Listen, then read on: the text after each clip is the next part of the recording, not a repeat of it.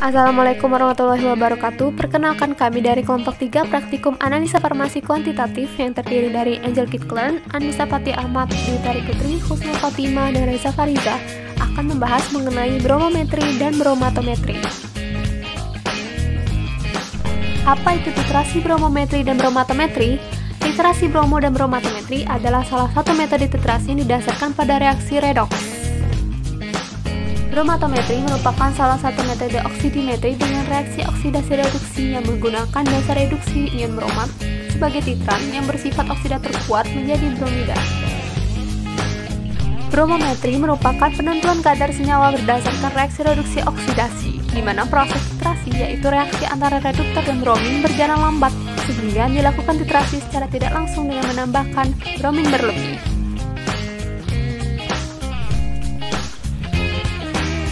Metode titrasi langsung dan tidak langsung dalam bromo dan bromatometri digunakan terutama untuk menetapkan senyawa organik aromatis seperti fenol, asam salsilat, resorfinol, paraklorfinol dengan membentuk tribromo substitusi. Metode ini juga digunakan untuk senyawa arsen dan stibbium dalam membentuk trivalen walaupun bercampur dengan stanium valensi 4. Apa saja faktor-faktor yang mempengaruhi titrasi brom dan bromometri? Yang pertama ialah keasaman suasana titrasi. Jika kurang asam, pembentukan brom akan kurang sempurna, tetapi jika terlalu asam akan memperlambat reaksi brominasi karena brom yang terbentuk Br-min, dan suhu titrasi tidak boleh terlalu tinggi untuk mencegah penguapan brom atau iodium berlebih. Kemudian lamanya brominasi, lamanya harus tepat untuk tiap-tiap zat karena jika terlalu lama akan terbentuk derivat yang lain yang tidak diinginkan, dan jika terlalu sebentar maka reaksinya belum sempurna. Apabila terbentuk derivat brom yang lain dapat ditambahkan dengan pelarut yang sesuai.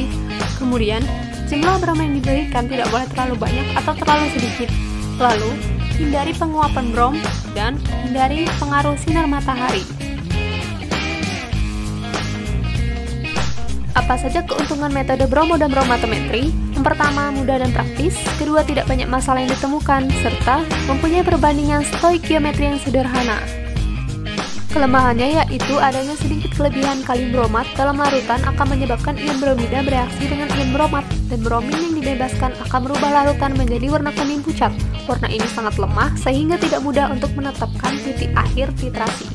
Pada praktikum, penetapan kadar fenol dilakukan menggunakan bromatometri atau titrasi tidak langsung karena fenol tidak langsung bereaksi dengan larutan kalium bromat, melainkan bereaksi dengan brom berlebih yang didapat dari reaksi redoks antara kalium bromat dan kalium bromida dalam suasana basah.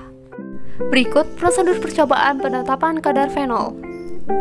Ke dalam Erlenmeyer dimasukkan sampel kalium bromat, kalium iodida, dan HCl. Kemudian dilakukan titrasi dengan larutan natrium tiosulfat sampai warna iodin menjadi memudar. Setelah itu ditambahkan dengan larutan amilum. Setelah penambahan amilum, dilakukan penggojokan untuk menghomogenkan larutan.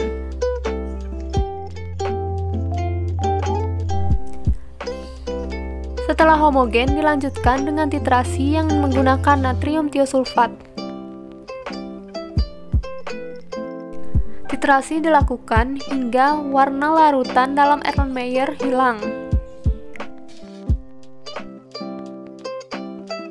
Setelah itu dapat ditentukan persen kadar dari fenol. Terdapat 3 kali percobaan dengan volume fenol yang berbeda.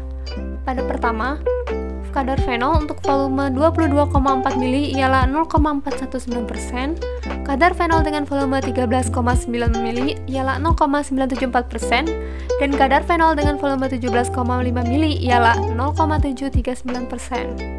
Menurut Farmakopeia Indonesia edisi ke-6, fenol mengandung tidak kurang dari 99% dan tidak lebih dari 100,5% dihitung dari zat yang telah dikeringkan.